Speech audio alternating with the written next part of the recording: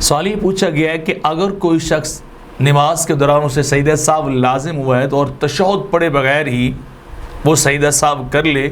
تو کیا ایسے شخص کی نماز ہو جائے گی یا نہیں ہوگی؟ تو اس کا جواب یہ ہے کہ اگر کسی شخص پر سجدہ سہو لازم ہے اور وہ اتحیات تشہد پڑھے بغیر سجدہ سہو کرتا ہے تو اس کی دو صورتیں ہیں۔ پہلی صورت تو یہ ہے کہ اس نے جان بوجھ کر ایسا کیا ہے کہ پہلے سجدہ سہو کیا اور بعد میں اتحیات پڑھا اور نماز پوری کر لی، تو ایسی صورت میں اس شخص کی نماز نہیں ہوگی اور اس پر نماز کو دوبارہ پڑھنا لازم ہوگا۔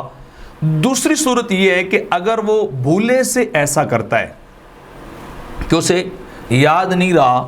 اور اس نے کیا کیا ہے کہ وہ بیٹھا رہا خاموشی کے ساتھ اور عبدو و رسول تک جتنی مقدار یعنی تشہد کی مقدار بیٹھا رہا اور سجدہ سہو کیا، اور سجدہ سہو کے بعد یاد آیا کہ میں نے تو ابھی اتحیات پڑھا ہی نہیں ہے، تو اس صورت میں اس شخص کی نماز ہو جائے گی، اس کا سجدہ سہو بھی ہوگا اور جو بعد میں اتحیات پڑھے گا اس کی تلافی بھی ہو جائے گی۔ اگلی صورت اس کی یہ ہے کہ بھولنے کی دوسری صورت یہ ہے کہ وہ شخص فوری ہی جیسے ہی بیٹھا اتحیات میں سجدے کے بعد تو اس نے سجدہ سہو کیا اور بعد میں یاد آیا کہ میں نے اتحیات پڑھنا تھا، تو ایسے شخص کے لیے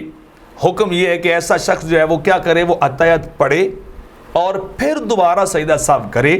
اور پھر اس طرح نماز جو ہے وہ یعنی پڑھ کر سلام جو پھیرے تو اس کی نماز ہو جائے گی۔ یعنی بھولنے کی دو صورتیں ہیں کہ اتحیات کی مقدار بیٹھ کر اگر سجدہ کیا تو بعد میں نماز ڈائریکٹ پڑھے گا تو سجدہ سہو ساروں کا ہی بدلہ ہو جائے گا، اور دوسرا یہ ہے کہ ہے تو وہ بھولا ہی لیکن اس نے فوری طور پر اتحیات میں بیٹھتی سجدہ سہو کیا، تو ایسے شخص پر لازم ہے کہ وہ سجدہ سہو کے بعد دوبارہ تشہد پڑھے اور پھر سجدہ سہو کرے دوبارہ، تو اس صورت میں جا کر اس کی نماز جو ہے وہ ہو جائے گی۔ بدائع الصنائع کے اندر وَمِنْهَا الْأَلْقَاتُ الْأَخِيرَةُ مِقْدَارُ التَّشَهُّدِ عِنْدَ عَامَّةِ الْعُلَمَاءِ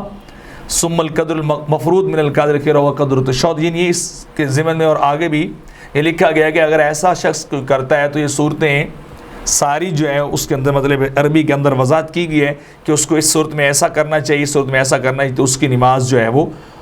اس صورت میں ہوگی، یعنی جب وہ بھولے گا اور جب جان بوجھ کر ویسا کرے گا تو اس کی نماز جو ہے وہ نہیں ہوگی، اس کو نماز دوبارہ لٹانی پڑے گی۔ یہ تین صورتیں بنتی ہیں جو میں نے آپ کے سامنے بیان کر دی ہیں۔